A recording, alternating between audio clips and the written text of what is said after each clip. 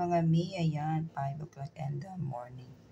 Magluto tayo ng mixed gulay. Meron tayong kaunting minced meat. Bawang sibuyas, kamatis, carrot, broccoli, no, cauliflower pala.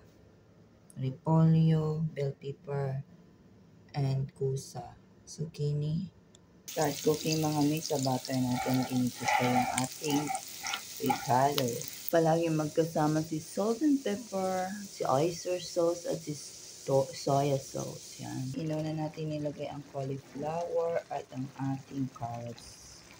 Zucchini. Ilagay na natin ang bell pepper. Tapan natin 1 minute. Pag yummy mga ilagay natin ang ating repolyo. Small fire para makaligo na si Akil. So ayan mga may, takpan na natin. Ang tap na yung repolyo. Nilagyan natin ng curry leaves dry.